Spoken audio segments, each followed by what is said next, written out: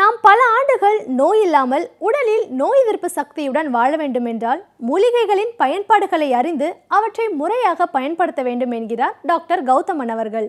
இன்றைக்கு என்ன மூலிகைகளின் பயன்பாடுகளை நம்மிடையே பகிர்ந்து கொள்ள வந்திருக்கிறார் என்பதை கவனிக்கலாம். நிகழ்ச்சியில் அடுத்த பகுதியாக வரவிருப்பது பல்லாண்டு வாழ்ந்திட.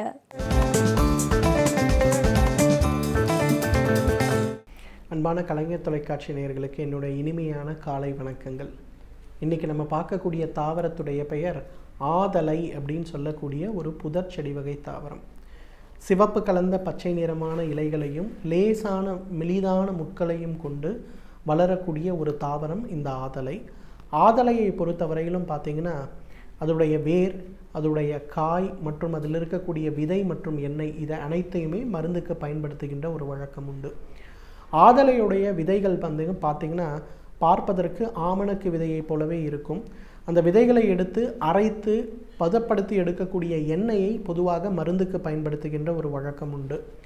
பொதுவாக ஆதலையிலிருந்து எடுக்கக்கூடிய எண்ணெய் 2 வகையான பிரச்சனைக்கு மிகச்சிறந்த மருந்துன்னு சொல்லலாம். ஒன்று ஹெர்னியான்னு சொல்லக்கூடிய குடல் இறக்கம், ஆண்களுக்கு ஏற்படுகின்ற இங்குவைனல் ஹெர்னியா, ஹயாட்டஸ் ஹெர்னியான்னு சொல்லக்கூடிய வயிற்றில் இருக்கக்கூடிய குடல் இறக்கம் சம்பந்தப்பட்ட பிரச்சனை.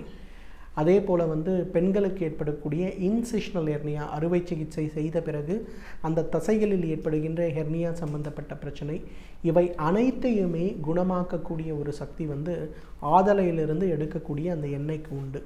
அந்த எண்ணெயை 10 மில்லி அளவுக்கு காலை ஒரு வேளை உணவுக்கு முன்பு, இரவு ஒரு வேளை உணவுக்கு முன்பு சிறிதளவு வெந்நீர் அல்லது பாலில் கலந்து சாப்பிடும்போது எவ்வளவு நாள்பட்ட அந்த குடல் இறக்கம் சம்பந்தப்பட்ட பிரச்சனையாக இருந்தாலும் அறுவை சிகிச்சை இல்லாமலேயே அது குணமாவதை நம்ம பார்க்க முடியும்.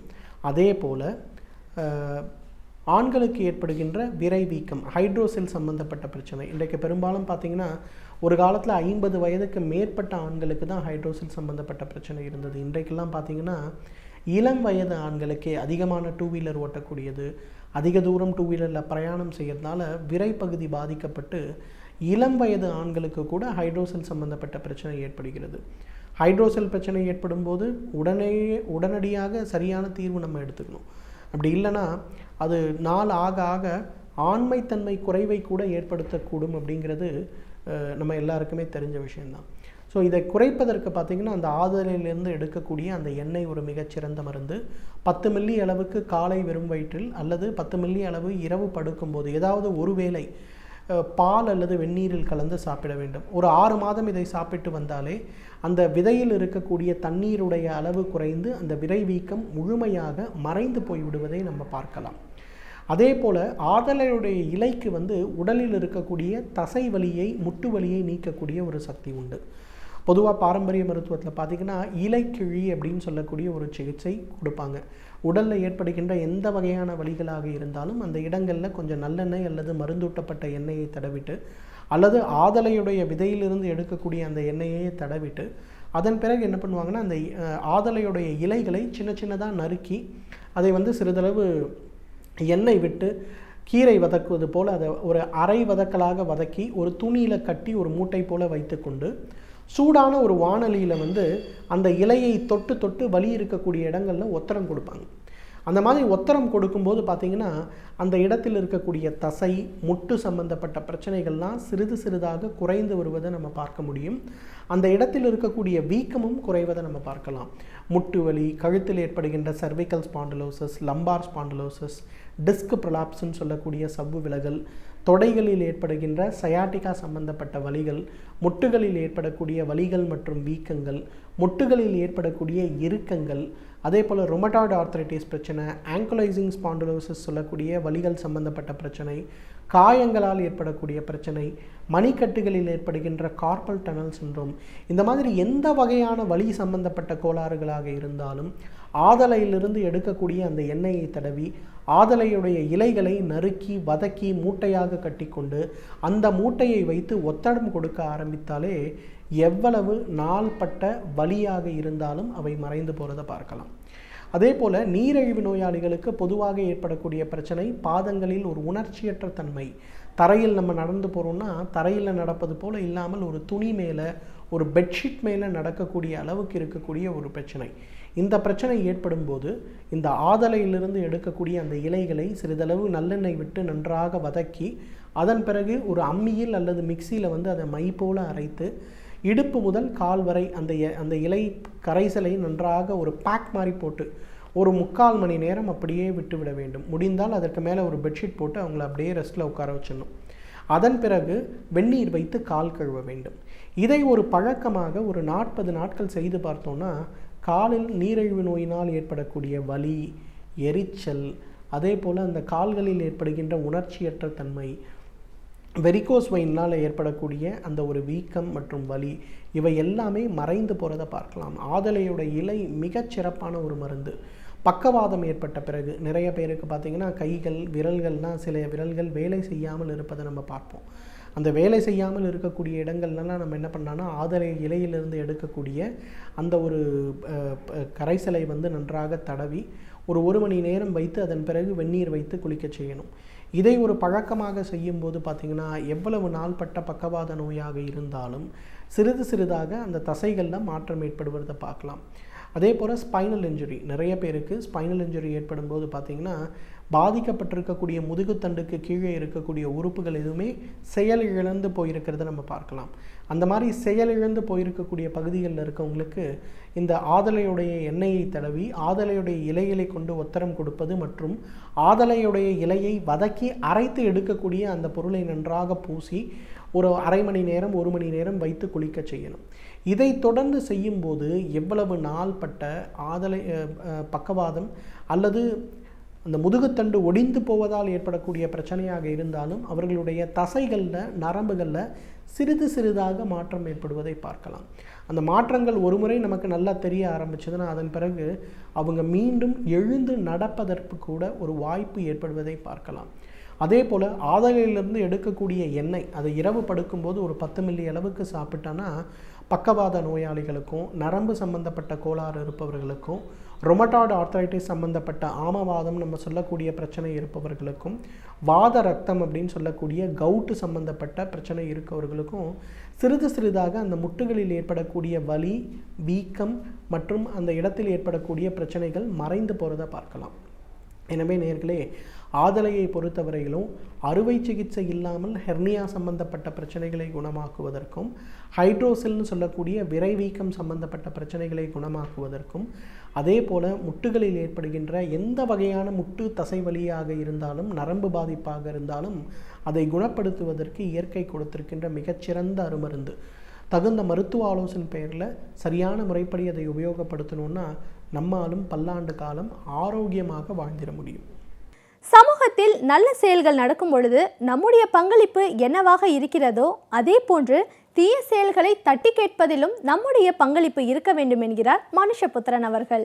இன்றைக்கு என்ன சமூக பிரச்சனையை நம் கண்முன் கொண்டு வந்திருக்கிறார் என்பதை கவனிக்கலாம். நிகழ்ச்சியில் அடுத்த பகுதியாக வரவிருப்பது தீதும் நன்றும்.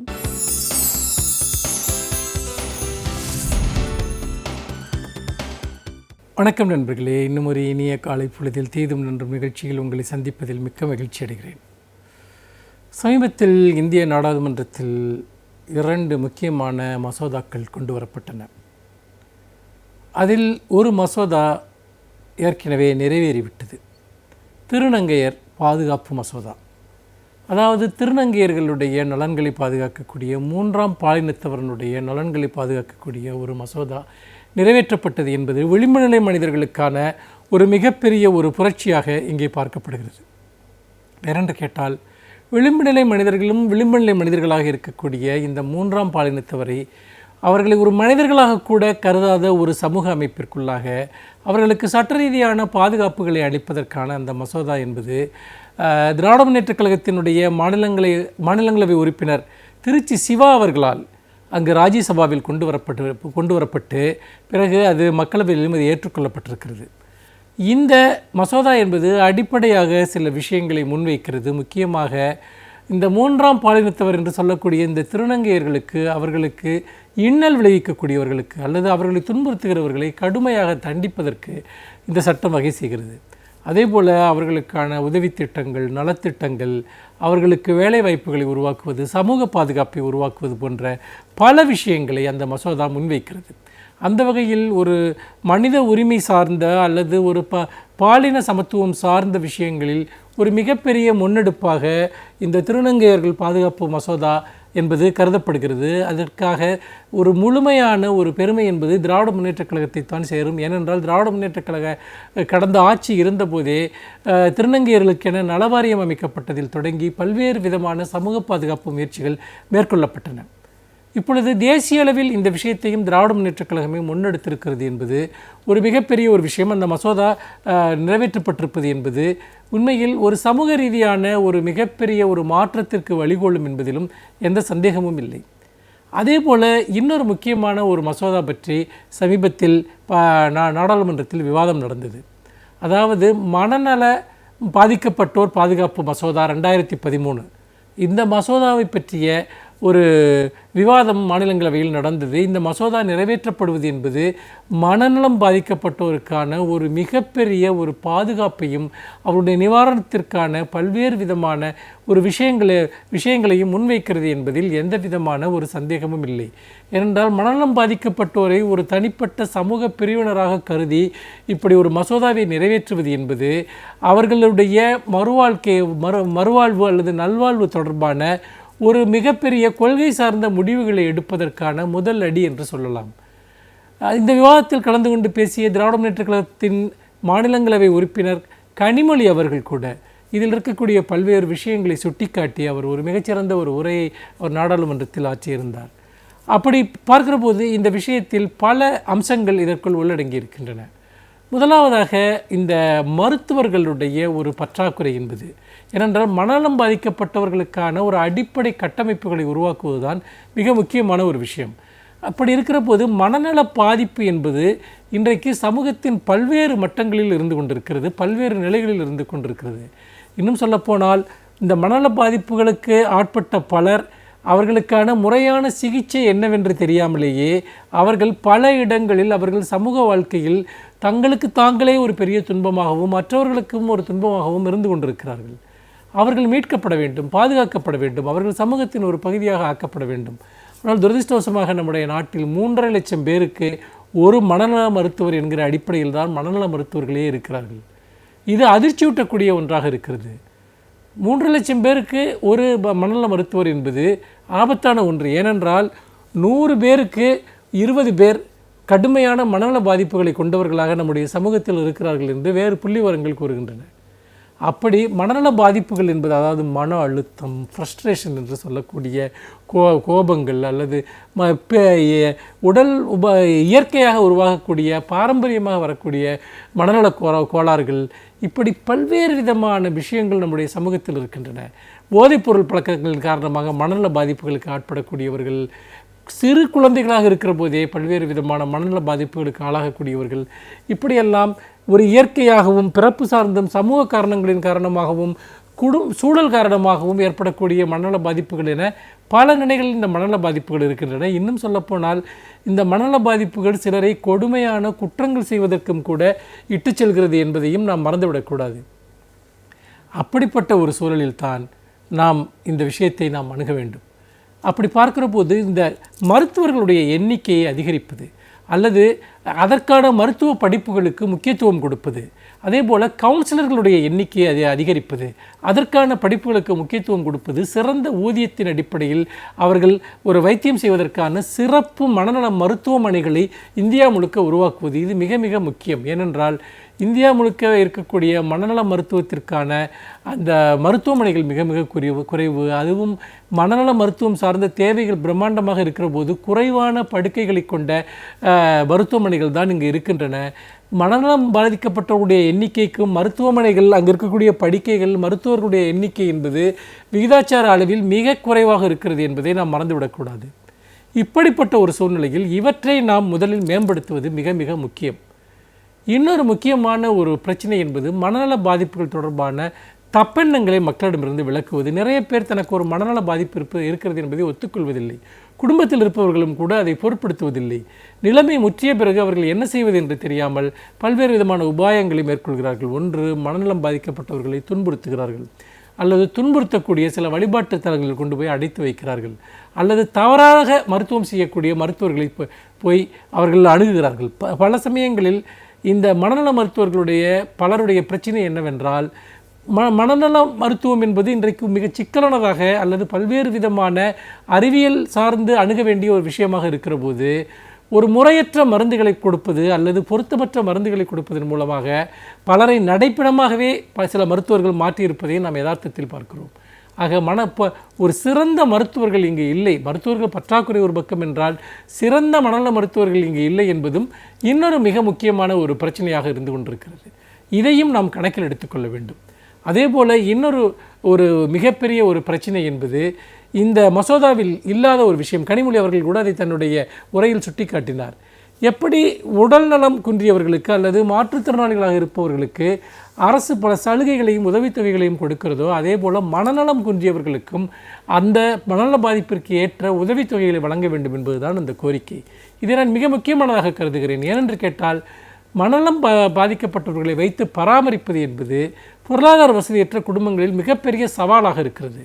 அப்படிப்பட்ட சூழ்நிலையில் மனநல பாதிப்பை ஏதாவது ஒரு விதத்தில் அளவிட்டு அவர்களுக்கு உதவித்தொகைகளை வழங்குவது என்பது வறிய குடும்பங்கள் மனநலம் பாதிக்கப்பட்டவர்களை வைத்து பராமரிப்பதற்கு ஒரு மிகப்பெரிய ஒரு உதவியாக இருக்கும் என்பதிலும் எந்த விதமான சந்தேகமும் கிடையாது. இன்னொரு முக்கியமான ஒரு விஷயம், மனநலம் பாதிக்கப்பட்டவர்கள் தங்களை யார் பராமரிக்க வேண்டும் என்று தேர்ந்தெடுக்கக்கூடிய உரிமை அவர்களுக்கு இருக்கிறது என்று ஒரு ஷரத்தில் சேர்க்கப்பட்டிருக்கிறது. இது எப்படி நடைமுறைப்படுத்தப் போகிறார்கள் என்று தெரியவில்லை. ஏனென்றால் பல சமயங்களில் மனநலம் பாதிக்கப்பட்டவர்கள் சுயமான தேர்வுகளை செய்ய முடியாத ஒரு சூழ்நிலையில் இது நடைமுறையில் பல சிக்கலான பிரச்சனைகளை ஏற்படுத்தும். எப்படி என்றாலும் கூட மனநல பாதிப்பை ஒரு தனிப்பட்ட ஒரு விஷயமாக கருதி அதற்காக தேசிய அளவில் ஒரு கொள்கையை உருவாக்குவது என்பது அதில் பல முன்னேற்றங்களுக்கான முதல் படி என்கிற அளவில் இந்த மசோதா என்பது வரவேற்கப்பட வேண்டிய ஒன்று என்பதில் எந்தவிதமான சந்தேகமும் இல்லை என்று சொல்லி மீண்டும் இன்னும் ஒரு புதிய சிந்தனையோடு உங்களை சந்திக்கிறேன். நன்றி, வணக்கம். இன்றைக்கு நாம் சந்திக்கவிருக்கும் சிறப்பு விருந்தினர் எந்த துறையிலிருந்து வந்து என்ன பயனுள்ள தகவல்களை நம்மிடையே பகிர்ந்து கொள்ள வந்திருக்கிறார் என்பதை கவனிக்கலாம். நிகழ்ச்சியில் அடுத்த பகுதியாக வரவிருப்பது சிறப்பு விருந்தினர்.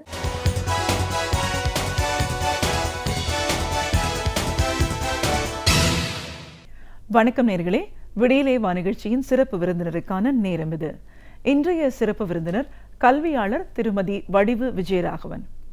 ஒரு கல்வியாளரா, வெளிநாடு வாழ் தமிழரா, கல்வி முறை அப்படின்னு நம்ம சொல்ல வரும்போது இங்கே ஒரு பள்ளி கல்லூரி நிறுவி இவங்க நடத்திட்டு இருக்கிற விதம், வெளிநாடுன்னு சொல்லும் போது நெதர்லாந்து அப்படிங்கிற ஒரு நாடு, அந்த நாட்டில் தமிழர்கள் அவங்களோட வாழ்க்கை முறை எப்படி இருக்கு, இப்படி பல விஷயங்களை கருத்துக்களை நம்ம அவங்க கிட்ட கேட்டு தெரிஞ்சுக்கலாம். வணக்கம் மேடம். வணக்கம். ஒரு கல்வியாளராக முதல்ல எங்கள் நிகழ்ச்சிக்கு உங்களை நாங்கள் வரவேற்கிறோம். Thank you very much. நீங்கள் வந்து ஒரு தென் தமிழகத்தில் தூத்துக்குடி அந்த ஒரு இடத்துல இருந்து உங்களோட படிப்பு இதெல்லாம் முடிச்சுட்டு இருந்தாலும் நெதர்லாண்டு போய் முழுமையாக செட்டில் ஆகி அங்கேயும் போய் உங்களோட மேல் படிப்பு படித்து இப்போ ஒரு முழுமையான கல்வியாளராக இங்கே ஒரு பள்ளி கல்லூரி நிறுவி அதை நடத்திட்டு இருக்கீங்க. ஸோ நெதர்லாந்து அப்படின்ற ஒரு நாடு எப்படி இருக்குது, அங்கே இருக்கிற இந்தியர்கள் தமிழர்கள் அவங்களோட வாழ்க்கை முறை எப்படி இருக்குது, கல்வி முறை எப்படி இருக்குது, நம்ம நாட்டில் இருக்கிற கல்வி முறை எப்படி இருக்கு, இது ரெண்டுத்துக்குமான ஏற்றத்தாழ்வுகள், எதுல இன்னும் நம்ம மேம்பாடு அடையணும், இப்படி நிறைய கேள்விகள் இருக்கு மேடம் உங்ககிட்ட இருந்து கேட்டு தெரிஞ்சிருக்கிறதுக்கு. இது எல்லாத்தையும் எங்க நேர்களோட இன்னைக்கு நீங்க விரிவா பகிர்ந்துக்கணும். முதல்ல ஒரு வெளிநாடு வாழ் தமிழர் அப்படிங்கிற முறையில நெதர்லாந்து அந்த நாட்டை பத்தி சொல்லுங்க. அங்க இருக்கிற வாழ்வியல் முறை எப்படி இருக்கு? நாங்கள் ஒரு 18 இயர்ஸ்க்கு முன்னாடி நெதர்லாண்ட்ஸ்க்கு கிளம்புனோம். நான் கிளம்பும் போது என் பசங்க ரொம்ப குட்டி பசங்க, 1.5 வயசு 2 வயசில் தான் போனோம். இங்கே போகும்போது ஒரு நார்மல் சுடிதார் போட்டுட்டு போயாச்சு. அங்கேருந்து ஆரம்பிச்சது நெதர்லாண்ட் வாங்க. இங்கே போய் இறங்கினோடனே பயங்கர பிப்ரவரி, இட்ஸ் வெரி கோல்டு, -15 டிகிரியில். போன உடனே கார் பார்க்கிங்கு போகும்போது கையில் வந்து ஒரு ஷால் மட்டும்தான் வச்சுருந்தேன். அது அப்படியே கடன்னு என் பையன் ரொம்ப சின்ன பையன் கையில் சுற்றிட்டு ஓடி போனேன். அப்பாடா காருக்கு போயிட்டோம் உட்காரலாம் அப்படின்னு சொல்லி நினச்சேன்னா ஒரு ஐஸ் கட்டியில் உட்கார்ந்த மாதிரி இருந்தது.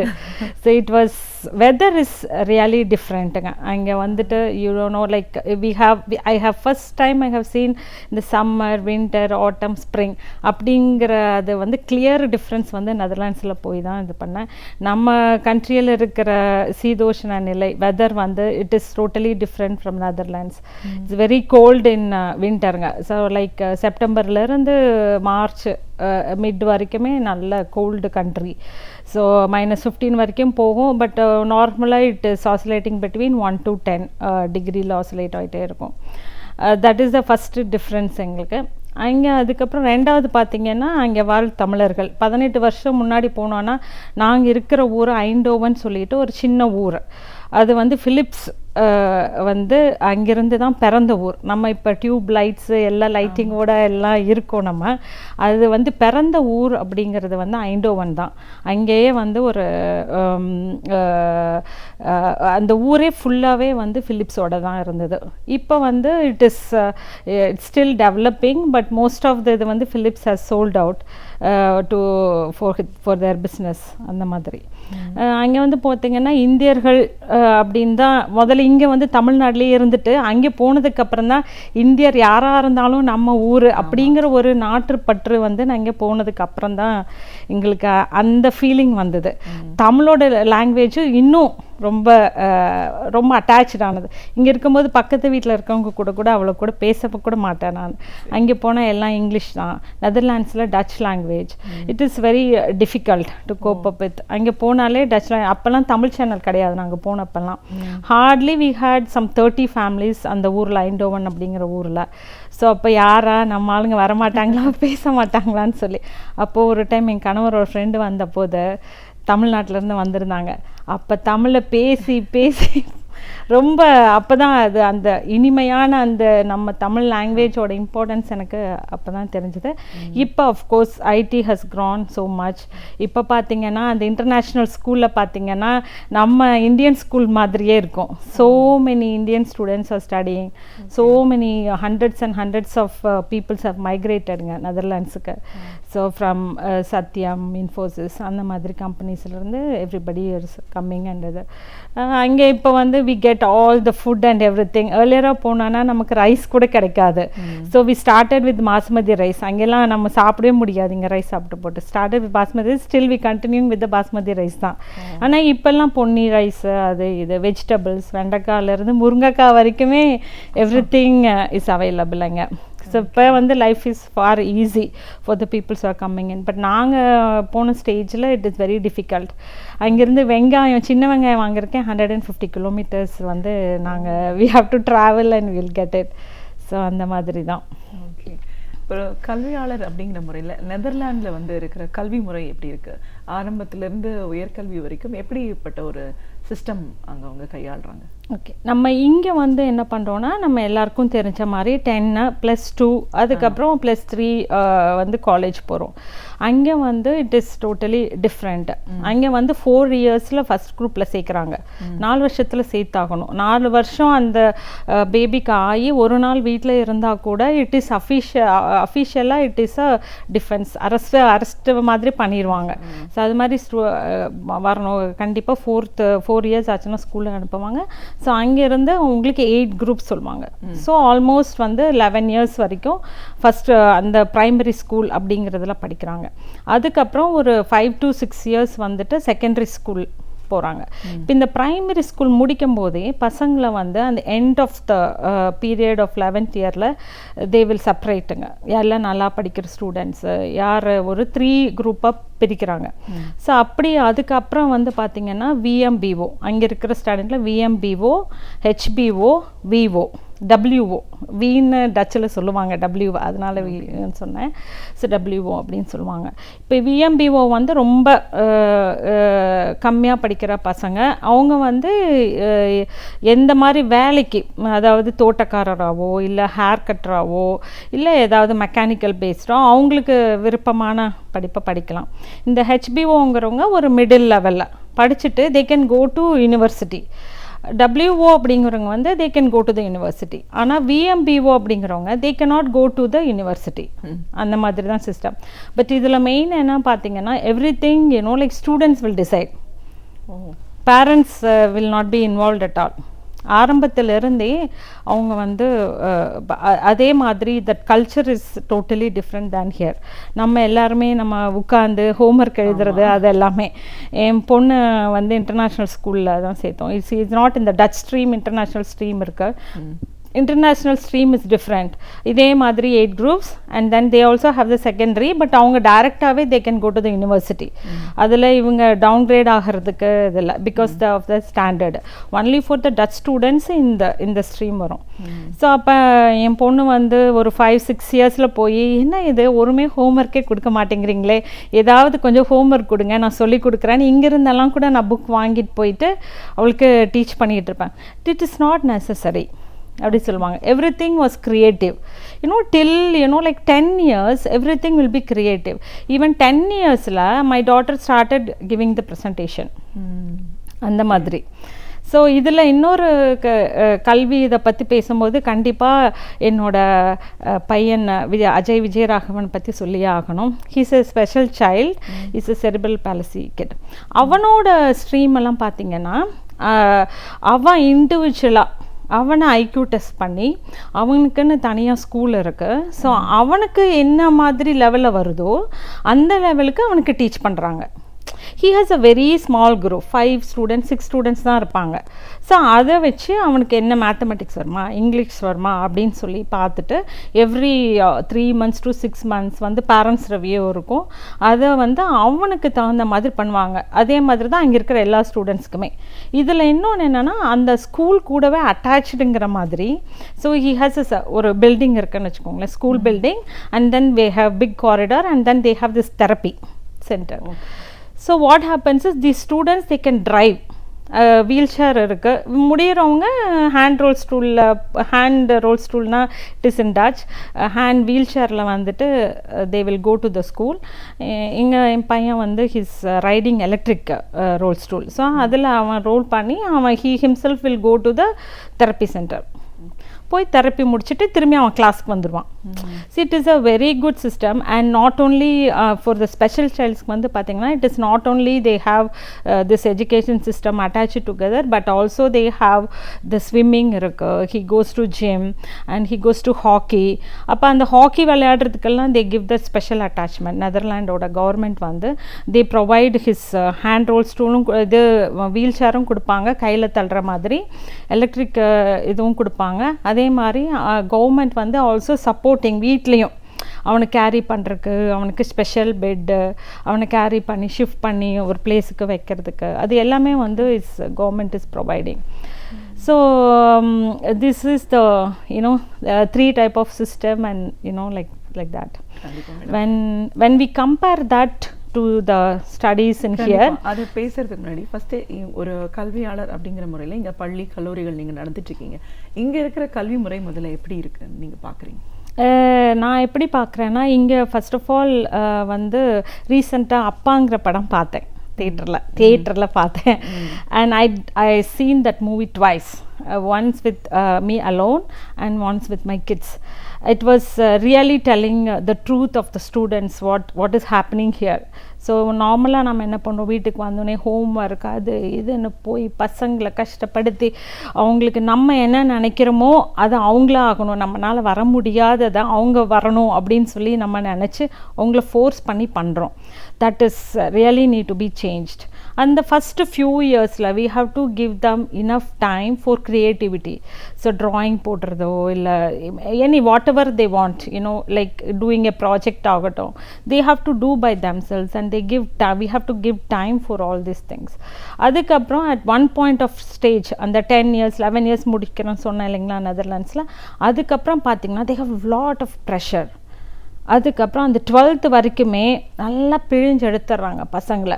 Like to go to the university they have to go to UK or இங்கே யூனிவர்சிட்டி இல்லைனா கூட they have to really take marks. அப்போ தான் you can get into the university. அந்த லெவல் படிக்கிறது ரொம்ப கஷ்டம். ஆனால் பிகினிங் ஆஃப் த ஸ்டேஜில் பார்த்திங்கன்னா இந்த மாதிரி தான் அந்த சிஸ்டம் வந்து இங்கே வந்து லேக் ஆகுது. நம்ம முதல்லேருந்தே அந்த காம்படிட்டிவ்னஸ், பிகாஸ் அவர் பாப்புலேஷன், நமக்கு நல்ல மார்க் வாங்கினா தான் நல்ல சீட் கிடைக்கும், இல்லைன்னா like we have to pay lot of donation and every thing.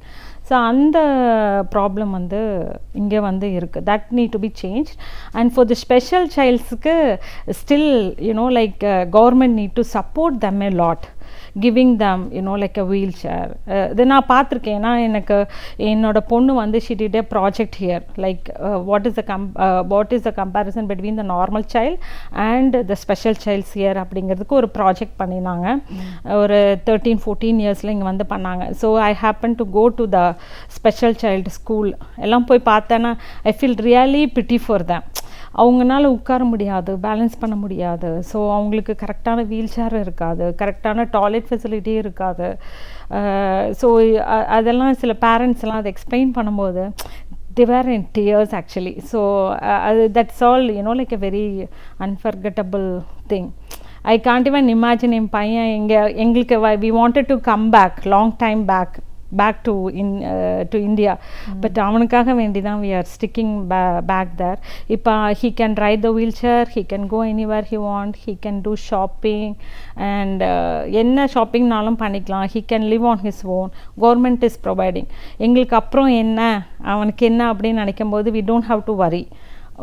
அவங்களே ஒரு கவர்மெண்ட்லேருந்தே அப்பார்ட்மெண்ட்ஸ் இருக்குது, they have common kitchen. Bell அடிச்சா there will be some person to help them out. அந்த மாதிரி like ஒரு system maybe government can think to give a support, a big support to the special children's here. Okay. And normal children without any force that they have, we have to give that space to the children to choose their life, to choose their future. நான் அதில் தான் பண்ணுவேன் அப்படின்னு சொல்லிட்டு. Okay, இப்போ நீங்கள் வந்து ஒரு பள்ளி கல்லூரி நடத்திட்டுருக்கீங்க அப்படின்னும் போது எஜுகேஷன் சிஸ்டமில் இந்த மாதிரி நிறைய விஷயங்கள் சொல்லியிருக்கீங்க. இதிலெல்லாம் அரசு கவனம், படிப்பு சார்ந்த விஷயங்களில், இந்த க்ரியேட்டிவிட்டி சார்ந்த விஷயங்களில் அரசு என்ன மாதிரியான ஒரு சிலபஸை கையாளணும்னு விரும்புகிறீங்க? சிலபஸ் கையாளணும் அப்படின்னு பார்த்தோன்னா like it need to be totally change from the beginning.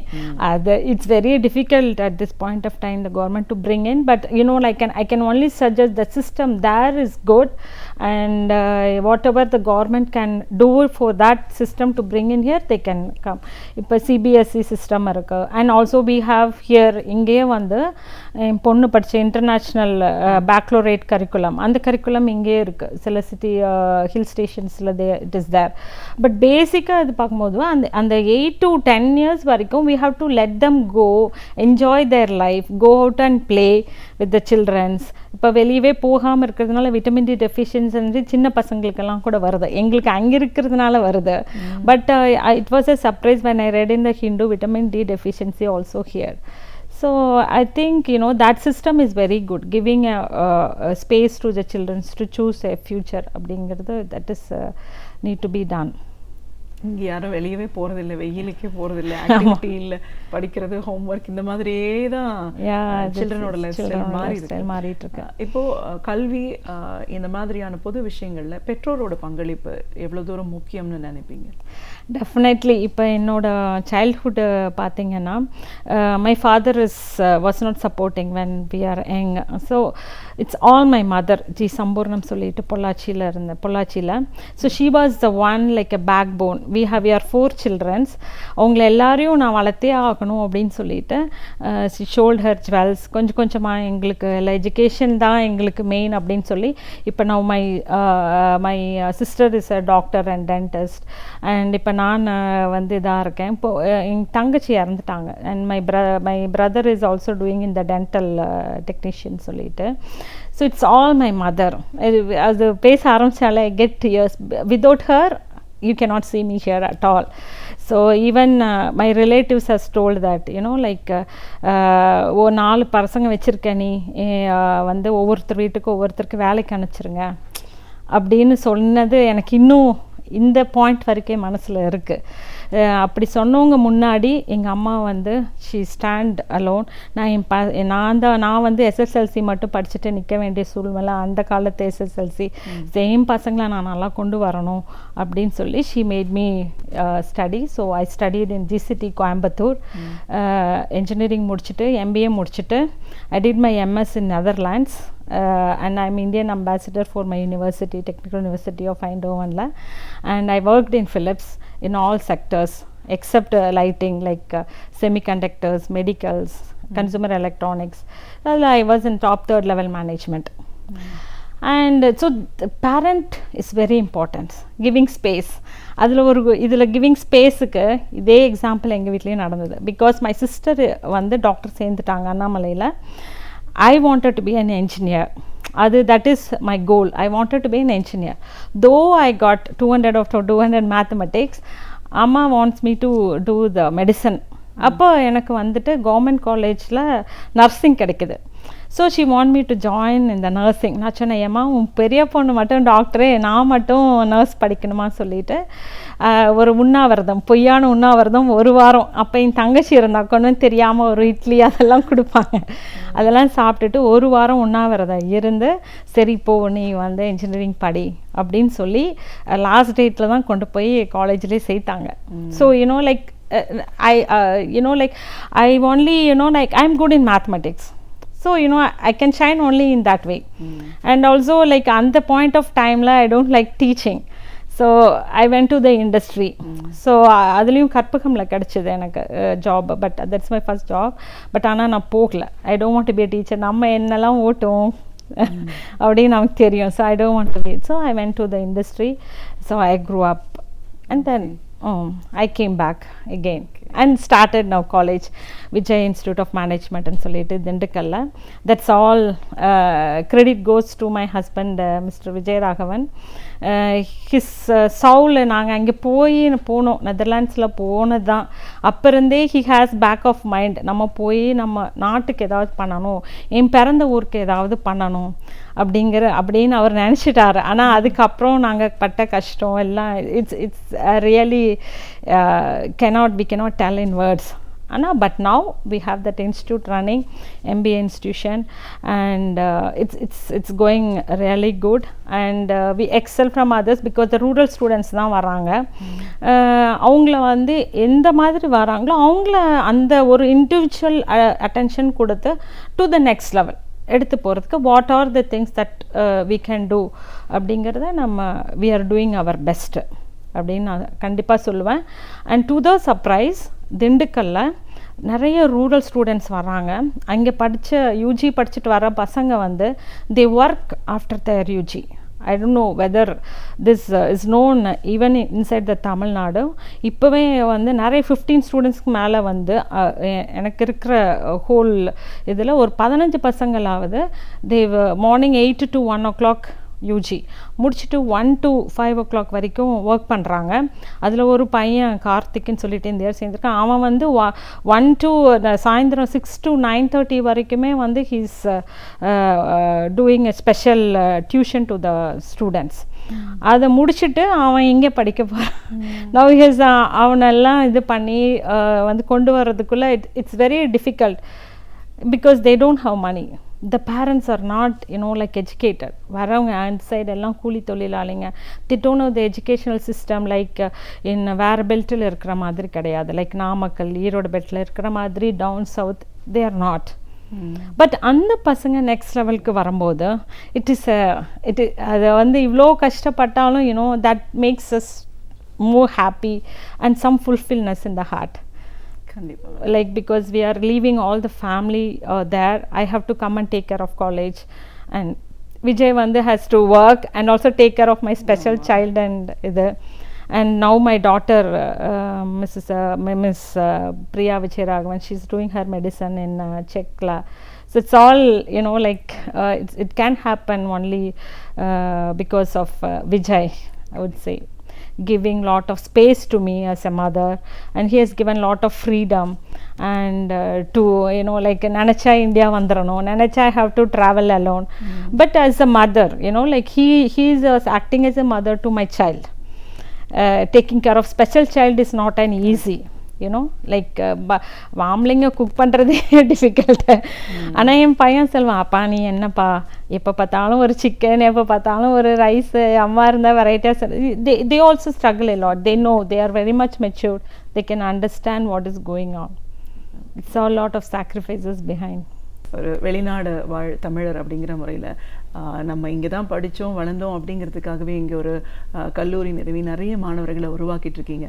வெளிநாடுன்னு போது நெதர்லாண்ட்ஸில் இருக்கிற வாழ்க்கை முறை எப்படி இருக்குது, அங்கே மக்கள் எப்படி இருக்காங்க, கல்வி அப்படின்னு பார்க்கும்போது அங்கே இருக்கிற கல்வி முறை எப்படி இருக்குது, நம்மளுடைய கல்வி முறை எப்படி இருக்குது, என்ன மாதிரியான ஒரு மாற்றங்கள்லாம் இப்போ இங்கே தேவைப்படுது, பசங்களை வளர்க்குறதுல அவங்களோட கெரியரை டிசைட் பண்ணணுன்ற ஸ்டேஜில் அவங்களுக்கான ஃப்ரீடம் கொடுக்க வேண்டிய அவசியத்தில் நம்ம ஏன் இருக்கோம், அதை பெற்றோர்கள் எப்படி புரிஞ்சுக்கணும், இப்படி நிறைய விஷயங்களை உங்களோட அனுபவங்கள் சார்ந்து எங்களோட நீங்கள் முழுமையாக பகிர்ந்ததுக்கு நன்றி. நன்றி கலைஞர், வாய்ப்பளித்த கலைஞர் டிவிக்கு என்னுடைய நன்றி.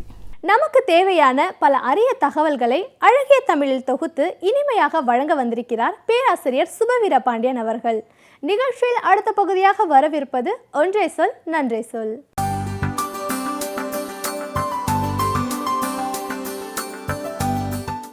அனைவருக்கும் என் அன்பு வணக்கம். ஆசிய உற்பத்தி முறை பற்றி காரல் மார்க்ஸ் எழுதியிருக்கிற சில கருத்துகள், அதற்கு பின்பு அதனை ஒட்டி அண்ணல் அம்பேத்கர் அவர்கள் தந்திருக்கிற சில செய்திகள் இன்றைக்கும் நம்முடைய கவனத்திற்கு உரியனவாகவே இருக்கின்றன.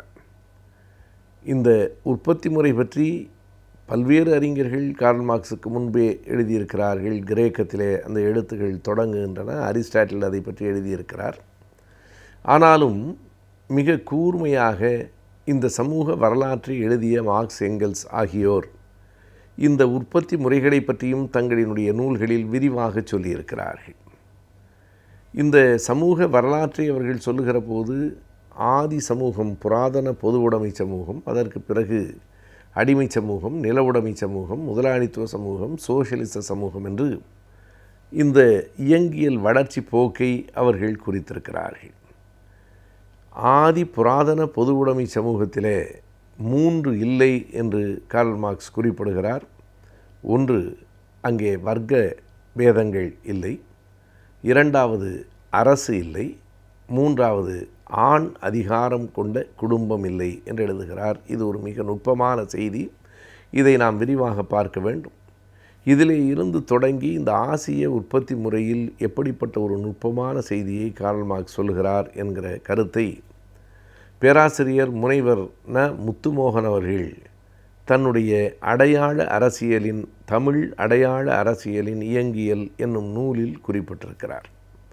அண்மை காலத்தில் வெளிவந்திருக்கிற நூல்களில் குறிக்கத்தக்க ஒன்றாக இது இருக்கிறது. வெறும் வர்க்கம் சார்ந்த அரசியல் என்பதை தாண்டி, வேறு அரசியல், ஜனநாயக அரசியல் என்பதை தாண்டி அடையாள அரசியல், த பாலிட்டிக்ஸ் ஆஃப் ஐடென்டிட்டி, அடையாள அரசியல் என்பது உலகம் முழுவதும் எப்படியெல்லாம் இருக்கிறது என்று அந்த நூல் விவரிக்கிறது. தமிழகத்திலே திராவிட இயக்கம், பஞ்சாபிலே சீக்கியர் இயக்கம், இவைகளெல்லாம் எப்படி ஓர் அடையாள இயக்கங்களாக வளர்ந்து வலுப்பெற்றன என்பதை அந்த புத்தகம் குறிக்கிறது.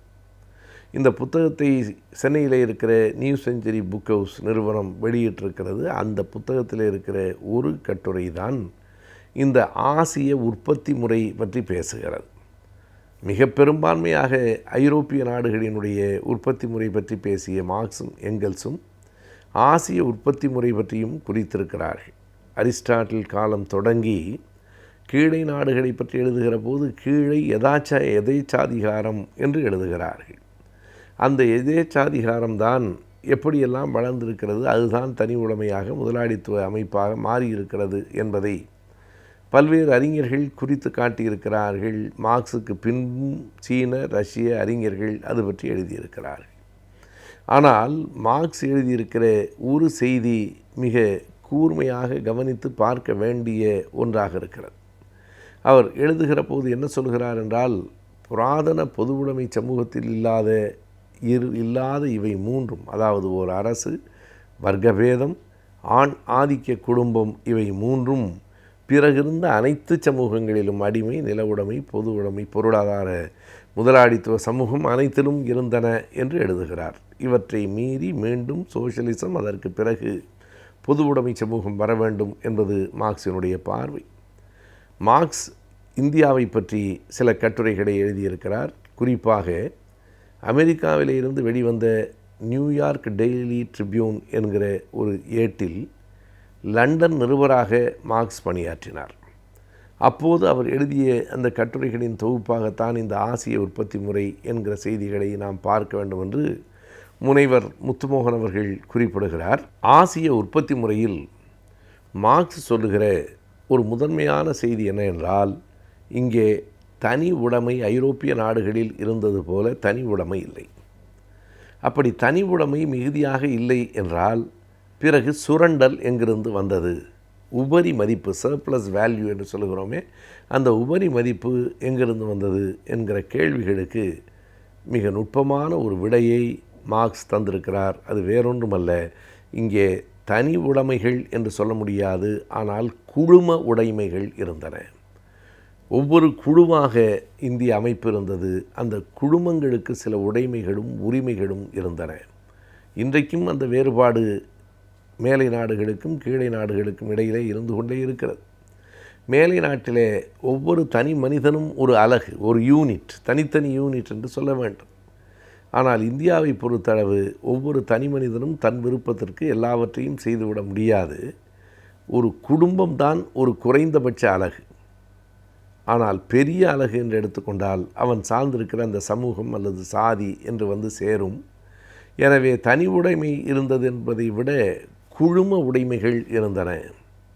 அரிஸ்டாட்டில் இந்த இடத்திற்கு வருகிறார், தொடுகிறார். ஆனால் இதற்குள் ஆழமாக காரல் மார்க்ஸ் அவர்கள்தான் ஒரு பயணம் செய்து இந்த செய்திகளை எழுதுகிறார். இந்த குழும உடைமை என்பது முழுக்க முழுக்க ஒரு குழுவினுடைய அதிகாரத்துக்கு உட்பட்டதாக இருக்கிறது. எனவே அதன் வழி சுரண்டல் நடக்கிறது என்று மார்க்ஸ் கூறுகிறார்.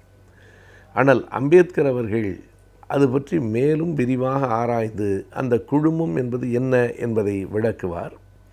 இந்தியாவை பொறுத்தளவு அந்த குழுமம் என்பது ஒரு கட்டம் வரையில் சமயம், மதமாக இருந்து பிறகு இந்துத்துவத்துக்குள் இருக்கிற சாதிகளுக்குள் அந்த குழும அதிகாரங்கள் சென்றடைந்து விட்டன என்று சொல்லுவார். இது ஒரு மிகப்பெரிய ஆய்வு. இதுதான் நுண் ஆய்வு.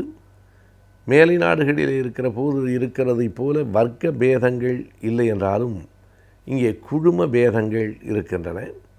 இது மதத்தின் அடிப்படையில் வருகிறது. மதம்சார் இந்த வேறுபாடுகள் சாதிகளாக பிரிகின்றன. எனவே யார் அதிகாரமுடையவர்களாக கீழே நாடுகளில் குறிப்பாக இந்தியாவிலே இருக்கிறார்கள் என்றால் இந்தியாவிலே சாதிகள் தான் வலிமையானவர்களாக இருக்கிறார்கள். அந்த சாதி அமைப்புகளுக்குள்ளே தான் பொருளாதாரம் உரிமை, பொருளாதார அதிகாரம் இல்லாத சுரண்டல் நடைபெறுகிறது என்பதுதான் மார்க்சினுடைய அடிப்படையான செய்தி. இதை வைத்துக்கொண்டு தான் நாம் பல செய்திகளை பேச வேண்டியிருக்கிறது. பொருளாதார அதிகாரம் இல்லாத சுரண்டல். அப்படியானால் வேறு என்ன சுரண்டல்? அதை அம்பேத்கர் தான் விளக்கி சொல்லுகிறார். சாதி அதிகாரத்தின் அடிப்படையில் விளைகிற சுரண்டல். பொருளாதார அடிப்படையிலே தான் சுரண்டல் மேலை நாடுகளிலே நிகழ்கிறது. பொருளாதார வேறுபாடு தான் அங்கே எல்லாவற்றையும் தீர்மானிக்கிறது. ஆனால் இந்தியாவிலே பொருளாதாரம் அல்லாத இன்னொரு அதிகார மையம் இருக்கிறது. அது மதத்தின் வழியாக வருகிற சாதியாக இருக்கிறது என்பதை இந்த ஆசிய உற்பத்தி முறையிலே நாம் கூர்ந்து கவனித்தால் பார்த்து கொள்ள முடிகிறது. இப்படிப்பட்ட ஆசிய உற்பத்தி முறை தான் இன்றைக்கும் இருக்கிறது என்பதுதான் நமக்கு இருக்கிற ஒரு பெரிய வேதனையான செய்தி. எனவே இந்த செய்தியை மார்க்சினுடைய எழுத்துக்களிலே இருந்து நுண்ணியதாக பார்த்து அந்த செய்திகளை விரிவாக நமக்கு முத்துமோகன் அவர்கள் தந்திருக்கிறார். அந்த புத்தகமே படிக்கப்பட வேண்டிய நூல்.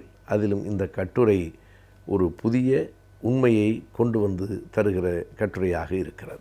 இன்றைய தொழில் புரட்சியில் ஏற்பட்டிருக்கும் மாற்றம் முன்னேற்றத்தால் பல அறிவியல் கருவிகள் வெளிவந்த வண்ணமே உள்ளன. அவற்றை நாம் எவ்வாறு கையாள வேண்டும், அவைகளெல்லாம் என்ன என்பதை பற்றி இன்றைய ஆலோசனை நேரத்தில் தெரிந்து கொள்ளலாம்.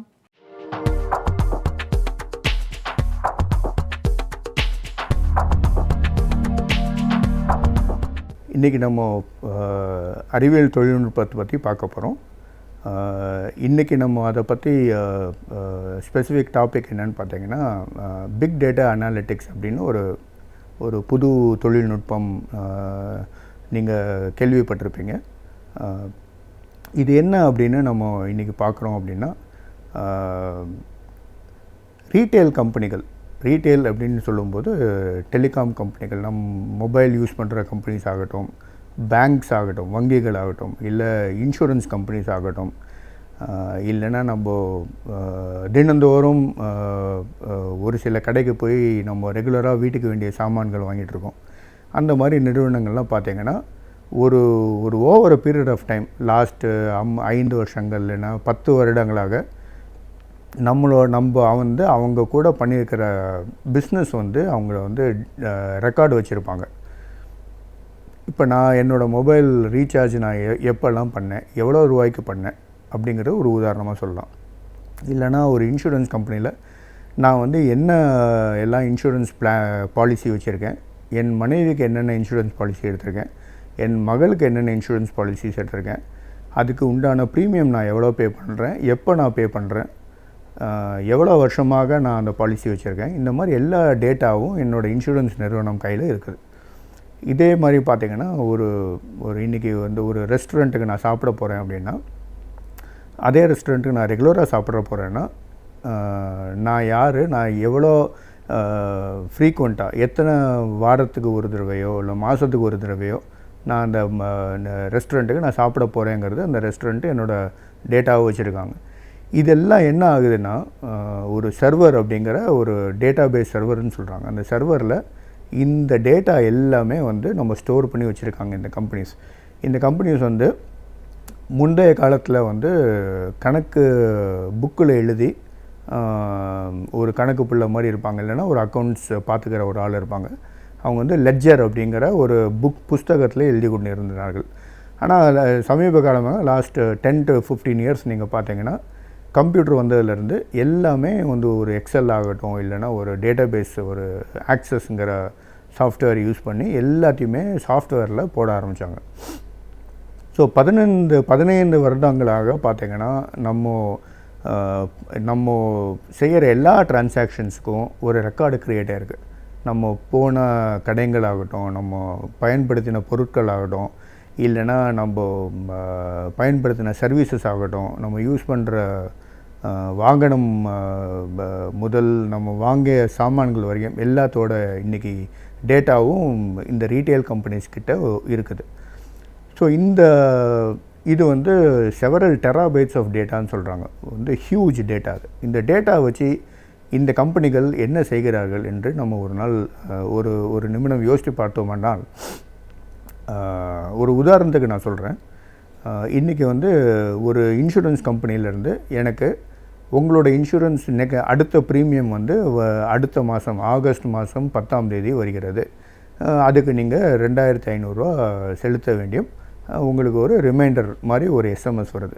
இல்லைன்னா இன்சூரன்ஸ் கம்பெனிலேருந்து ஒருத்தர் கால் பண்ணி, சார் உங்களோட இன்சூரன்ஸ் பாலிசி காலாவதி ஆகிவிட்டது, நீங்கள் உடனடியாக எங்கள் அலுவலகத்துக்கு இன்னாரை மீட் செய்து இந்த இன்சூரன்ஸை நீங்கள் ரெனியூ செய்ய வேண்டும், நீங்கள் வரும்போது இந்தந்த ஆவணங்களை கையில் கொண்டு வர வேண்டும், இந்த மாதிரி ஒரு இன்ஃபர்மேஷன் கொடுக்குறாங்க.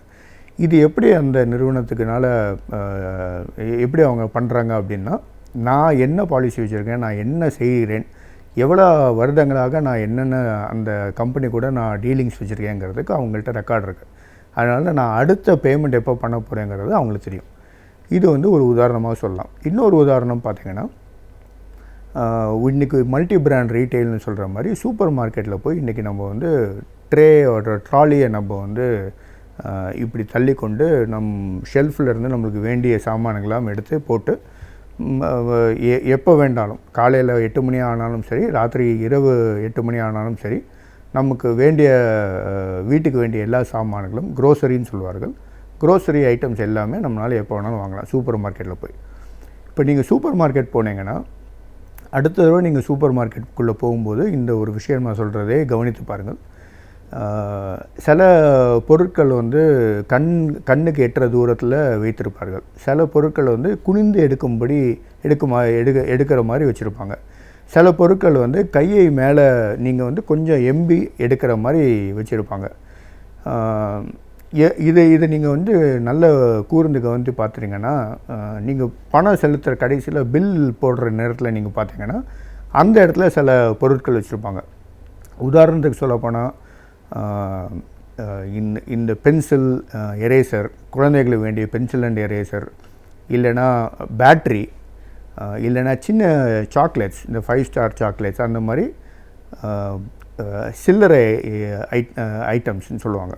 5 ரூபாய், 1 ரூபாய், இல்லைன்னா 7 ரூபாய் வேல்யூ இருக்கிற ஐட்டம்ஸ்லாம் பார்த்தீங்கன்னா அந்த பாயிண்ட் ஆஃப் சேல்னு சொல்கிற இடத்துல வச்சுருப்பாங்க. பிஓஎஸ்ன்னு சொல்லுவாங்க. அந்த பில்லிங் பண்ணுற அந்த இடத்துக்கு பேர் தான் பாயிண்ட் ஆஃப் சேல் கவுண்டர்னு சொல்லுவாங்க.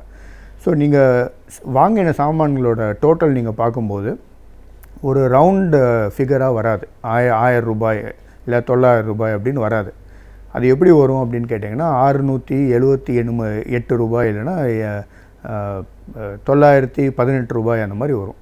மீதி 2 ரூபாய்க்கு நீங்கள் வந்து சேஞ்சு கொடுக்கணுமோ இல்லைன்னா அவங்க கவுண்டர்லேருந்து உங்களுக்கு சேஞ்சு கொடுக்கணுன்ட்டு யோசிக்கும்போது அந்த பில் போடுற நேரத்தில் நீங்கள் பார்த்தீங்கன்னா பேட்ரி உங்களுக்கு தேவைப்படும், இல்லைனா எரேசர் வேணும் அப்படின்ட்டு உங்கள் பிள்ளை உங்கள் குழந்தை பக்கத்தில் இருந்து அம்மா எனக்கு உடனடியாக எரேசர் வேணும், நான் மறந்து போச்சு, எனக்கு தீர்ந்து போச்சு அப்படின்னு சொல்லுவாங்க. ஸோ அந்த லாஸ்ட் பிட் அந்த சேஞ்சுக்கு வேண்டிய ஐட்டம்கெல்லாம் அந்த கவுண்டருக்கு பக்கத்தில் வச்சுருப்பாங்க. இதே மாதிரி நீங்கள் சூப்பர் மார்க்கெட்டுக்குள்ளே போனீங்கன்னா குனிந்து எடுக்கிற பொருட்கள்லாம் பார்த்தீங்கன்னா உங்களுக்கு கண்டிப்பாக தேவைப்படுற பொருட்களாக இருக்கும். காய்கறிகள்லாம் நீங்கள் குனிந்து எடுக்கிற மாதிரி இருக்கும். இதே கண்ணு கெட்டுற அதே கண் பார்வையில் இருக்கிற அதே ஹைட்டில் இருக்கிற பொருட்கள்லாம் பார்த்தீங்கன்னா நீங்கள் தினந்தோறும் பிரயோகம் பண்ணுற மாதிரி இருக்கிற அரிசி, ரவை, அந்த மாதிரியான இந்த பல்சஸ், ஸ்பைசஸ், மிளகா பொடி இல்லைன்னா மஞ்சள் பொடி அந்த மாதிரி இருக்கிற சாமான்கள்லாம் உங்களுக்கு ஹைட்டுக்கு கரெக்டாக கண்ணு கெட்டுற தூரத்தில் இருக்கும். இதே நீங்கள் எம்பி எடுக்கிற சாமான்லாம் பார்த்தீங்கன்னா உங்களுக்கு வந்து அது அவசியம் இல்லாத உண்மையிலே ரொம்ப அவசியமான பொருட்கள் இருக்குது. சில பேருக்கு அது வந்து இருந்தாலும் சரி இல்லைனாலும் சரிங்கிற மாதிரி இருக்கிற பொருட்கள்லாம் எம்பி எடுக்கிற மாதிரி இருக்கும். ஸோ இதை நீங்கள் ரொம்ப க்ளோஸாக வாட்ச் பண்ணி அடுத்த சூப்பர் மார்க்கெட் போகும்போது பாருங்கள். இது எல்லாத்துக்குமே வந்து அந்த சூப்பர் மார்க்கெட் எப்படி இதெல்லாம் இந்த பொருட்களை வந்து ஷெல்ஃபில் அரேஞ்ச் பண்ணணுங்கிறதுக்கு ஒரு அறிவியல் பூர்வமான ஒரு சாஃப்ட்வேர் சம்மந்தப்பட்ட ஒரு விஷயம் இருக்குது. அதை தான் நம்ம அனாலிட்டிக்ஸ்ன்னு சொல்கிறோம்.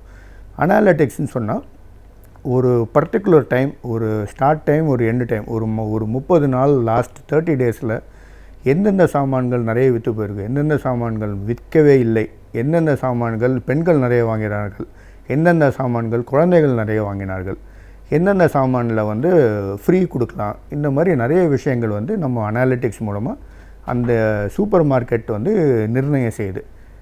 இதுதான் பிக் டேட்டா அனாலிட்டிக்ஸ்னு சொல்கிறோம். சுற்றுச்சூழலில் நாமும் ஒரு அங்கம்.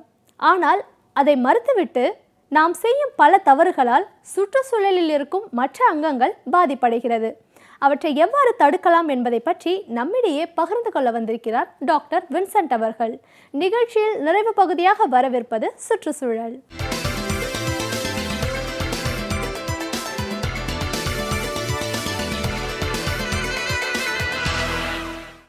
இந்த சுற்றுச்சூழல் இதில் நம்ம அடிக்கடி கேட்கிற ஒரு வார்த்தை என்னன்னு கேட்டிங்கன்னா பயோஸ்பியர் என்ற வார்த்தை அடிக்கடி பயன்படுத்துகிற ஒரு வார்த்தை.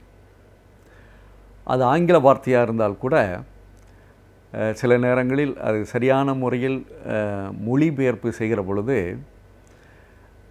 அது உயிரிய மண்டலம் என்று கூட சொல்லலாம், அல்லது உயிர் கோலம் என்று கூட அதை குறிப்பிடுகிறார்கள்.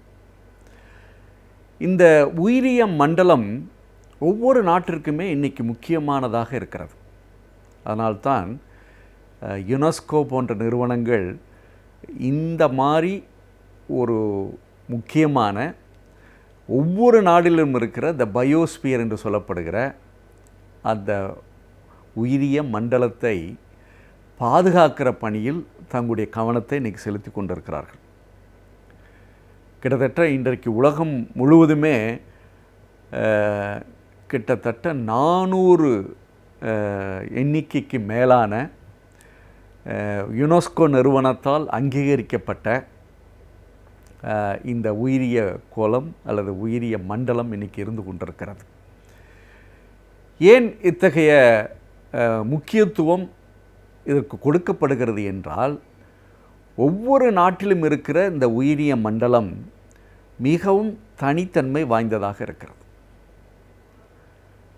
அப்படி பார்க்கிற பொழுது இத்தகைய அந்த உயிரிய மண்டலத்தை பாதுகாப்பதன் மூலம் அந்த நாட்டினுடைய சுற்றுச்சூழலை பாதுகாப்பதோடு இல்லாமல் அதில் இருக்கிற உயிரினங்களையும் பாதுகாக்கிற ஒரு முக்கிய பணியை செய்வதற்காகத்தான் இன்றைக்கு நம் நாட்டில் கூட கிட்டத்தட்ட 13 உயிரிய மண்டலம் அடையாளம் காணப்பட்டிருக்கிறது. அது இன்னும் சொல்ல வேண்டுமென்றால் 14 உயிரிய மண்டலம் அடையாளம் காணப்பட்டு 13 உயிரிய மண்டலம் நம்முடைய யுனெஸ்கோவின் மூலமாக அங்கீகரிக்கப்பட்டு இன்று பாதுகாக்கப்பட்ட ஒரு இடமாக அது இருந்து கொண்டிருக்கிறது. அதில் 2 மண்டலத்தை நான் குறிப்பிட்டாலே உங்களுக்கு புரிந்துவிடும். ஒன்று சைலண்ட் வேலி என்று சொல்லப்படுகிற அந்த பயோஸ்பியர், இன்னொன்று நீலகிரி பயோஸ்பியர் என்று சொல்கிற நம்முடைய தமிழகத்தில் இருக்கிற அந்த உயிரிய கோலம். ஏன் இங்கே இந்த இடத்தை அவர்கள் பாதுகாக்கப்பட்ட ஒரு இடமாக, உயிரிய மண்டலமாக அது கருதுகிறார்கள் என்றால், இத்தகைய இடத்தில் மிகவும் சிறப்பு வாய்ந்த, தனித்தன்மை வாய்ந்த தாவரங்கள், விலங்குகள், மரங்கள், செடிகள், இன்னும் சொல்ல வேண்டுமென்றால் மருத்துவ குணம் அதிகமாக நிறைந்திருக்கின்ற மூலிகை செடிகளெல்லாம் அதிகமாக இருக்கக்கூடிய ஒரு மாபெரும் பொக்கிஷமாக இருக்கக்கூடிய இடங்கள் தான் இந்த பயோஸ்பியர் என்று சொல்லப்படுகிற இந்த உயிரிய மண்டலம். அந்த உயிரிய மண்டலத்தை பாதுகாக்கிற முறையில் பல கட்டளைகளை இந்த யுனெஸ்கோ எல்லா நாடுகளுக்குமே கொடுத்திருக்கிறது. ஏனென்றால் இந்த நாட்டில் இருக்கிற, அதுவும் சிறப்பாக நம்முடைய சைலண்ட் வேலி போன்ற பயோஸ்பியராக இருக்கலாம், அல்லது நீலகிரி பயோஸ்பியராக இருக்கலாம், இவற்றையெல்லாம் பார்க்கிற பொழுது இந்த மண்டலத்தை அந்த யுனெஸ்கோ 2 பகுதிகளாக பிரிக்கிறார்கள். ஒன்று கோர் ஜோன் என்று சொல்வார்கள், அதாவது மத்திய பகுதியாக இருக்கக்கூடிய அந்த மண்டலம்.